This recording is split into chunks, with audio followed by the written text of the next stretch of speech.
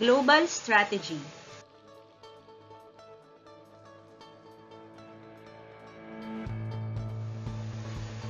Global strategy is one that a company takes when it wants to compete and expand in the global market. It is a strategy businesses pursue when they wish to expand internationally. It also refers to the plans an organization has developed to target growth beyond its borders. Specifically, it aims to increase the sales of goods or services abroad. These are the three strategy types: international, multinational, and global. International strategy is one that imports and exports. It sells to customers abroad and has foreign suppliers.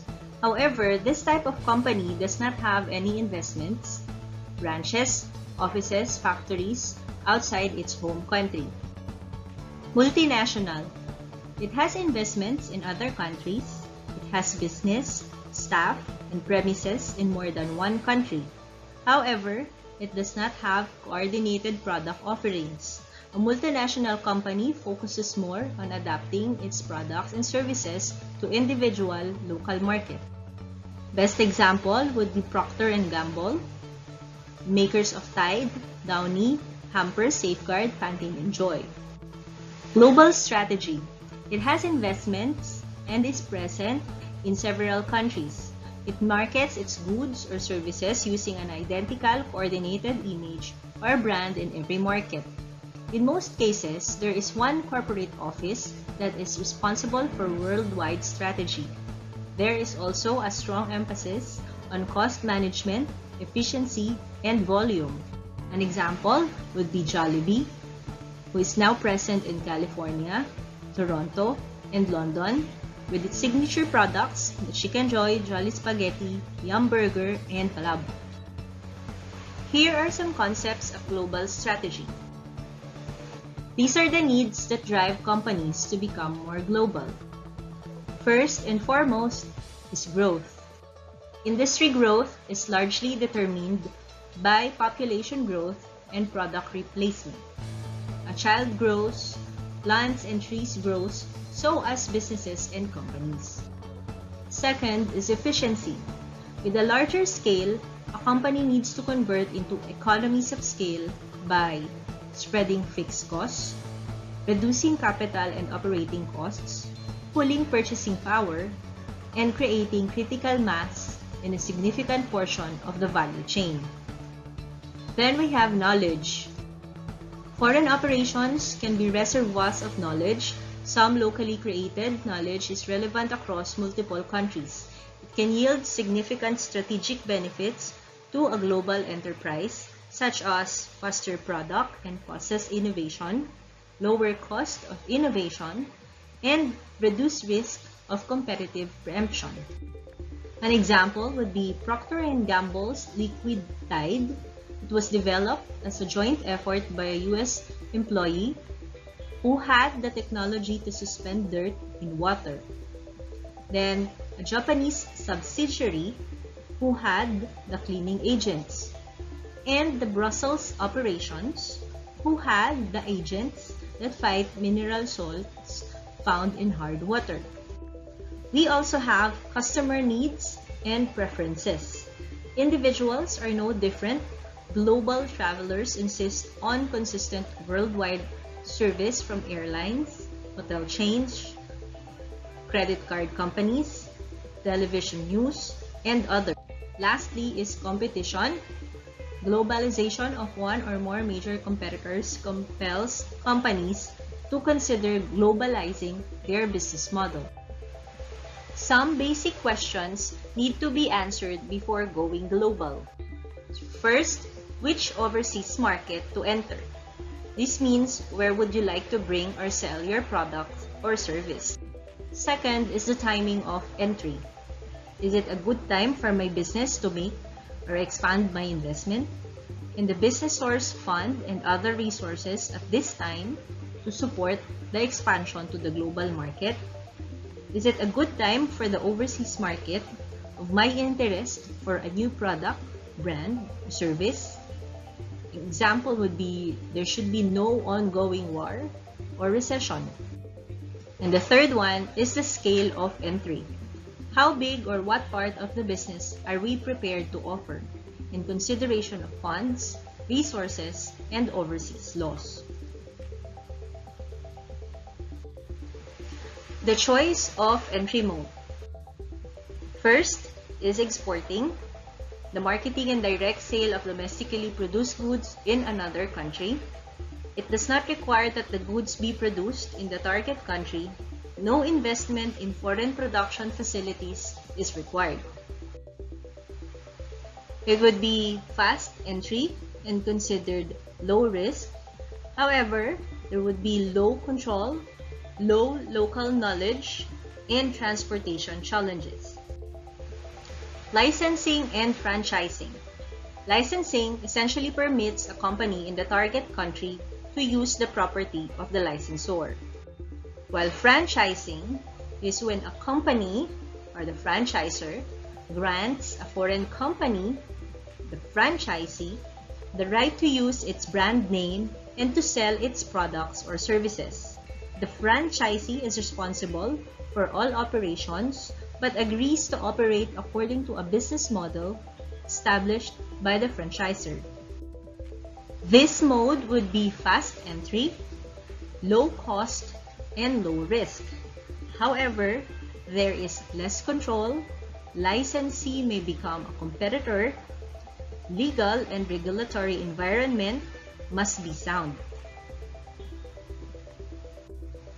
Joint ventures is a strategic alliance which involves a contractual agreement between two or more enterprises stipulating that the involved parties will cooperate in a certain way for a certain time to achieve a common purpose in business. Costs will be shared, there is reduced risk, and it will be seen as a local entity. However, higher cost than exporting and integration problems between two corporate cultures may be experienced. Acquisition.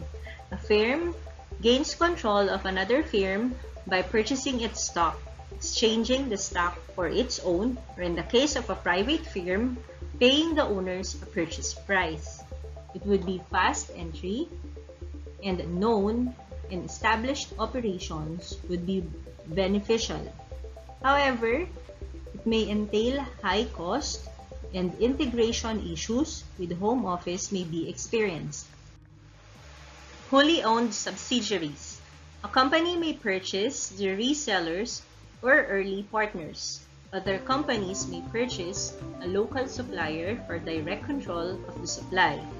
The firm must assume all of the risk: financial, currency, economic, and political. Advantages would be gaining local market knowledge, can be seen as an insider who employs locals, and the maximum control. Disadvantages would be high cost, high risk due to unknowns, and slow entry due to setup time. These are the example of challenges that we can expect when going global. Differences in customer tastes and preference.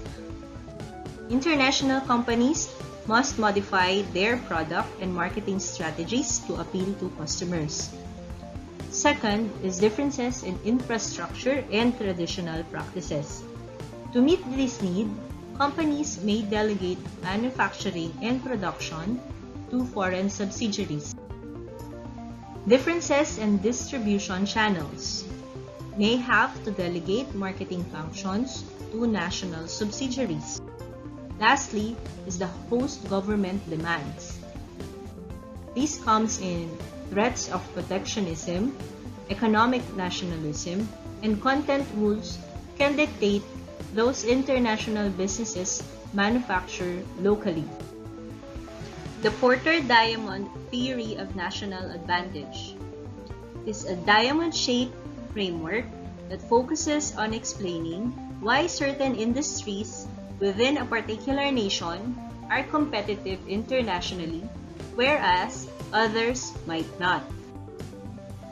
The 4 points represent 4 interrelated determinants that Porter theorizes as the deciding factors of national comparative economic advantage. These 4 factors are firm strategy, structure and rivalry, related supporting industries, demand conditions, and factor conditions. Firm strategy, structure, and rivalry refers to the basic fact that competition leads to businesses finding ways to increase production and to the development of technological innovations.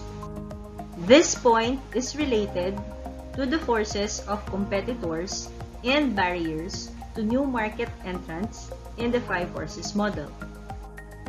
Related supporting industries refer to upstream and downstream industries that facilitate innovation through exchanging ideas.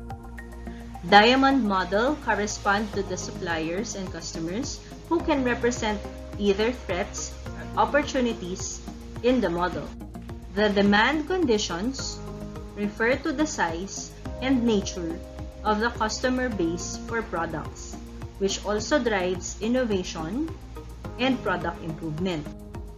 More dynamic consumer markets will demand and stimulate a need to differentiate and innovate, as well as simply greater market scale for businesses. The final determinant, and the most important one, according to Porter's theory, is that of factor conditions. Factor conditions are those elements that Porter believes a country's economy can create for itself, such as a large pool of skilled labor, technological innovation, infrastructure, and capital. Global strategic alliances is usually established when a company wishes to edge into a related business or new geographic market, particularly one where the government prohibits import in order to protect domestic industry. Alliances are typically formed between 2 or more corporations, each based in their home country for a specified period of time. Their purpose is to share in the ownership of a newly formed venture and maximize competitive advantages in their combined territories. Advantages of these alliances would be get instant market access or least speed your entry into a new market, increase sales, gain new skills and technology, develop new products at a profit, share fixed costs and resources, enlarge your distribution channels, broaden your business and political contact base, gain greater knowledge of international customs and culture, and enhance your image in the world marketplace. On the other hand, some disadvantages would be weaker management involvement or less equity stake, fear of market insulation due to the local partner's presence, less efficient communication, poor resource allocation, difficult to keep objectives on target over time, and loss of control over important issues such as product quality, operating costs, employees, and etc. Although strategic alliances create value, there are many challenges to consider. One is where partners may misrepresent what they bring to the table. Partners may fail to commit resources and capabilities to the other partners. One partner may commit heavily to the alliance while the other partner does not. And partners may fail to use their complementary resources effectively. Alliance structure or type. Joint venture is established when the parent companies establish a new child company. An example would be Globe Telecoms. Asiacom Philippines Incorporated owns 50% of Globe Telecom. Asiacom is a joint venture of Ayala and Singapore Telecommunications or Singtel. Equity strategic is created when one company purchases a certain equity percentage of the other company. An example would be the Alaska Milk Corporation, Filipino-owned milk products manufacturer in the Philippines. In 2012, it was acquired by Friesland Campina, a Dutch dairy cooperative. Non-equity strategic. A non-equity strategic alliance is created when two or more companies sign a contractual relationship to pool their resources and capabilities together. An example would be Dole and Del Monte. Contract farming agreement between a transnational buyer and host country farmers. To conclude, in today's economy, almost all companies must consider the opportunities presented by globalization. But global operations also present significant risks. Companies must research and plan thoroughly before engaging in international operations. And they must choose a strategy that matches their capabilities and objectives. The economies of standardization and the responsiveness of customization are competing pressures companies must resolve. The appropriate strategic choice is essential for a company to make the right choices. Thank you.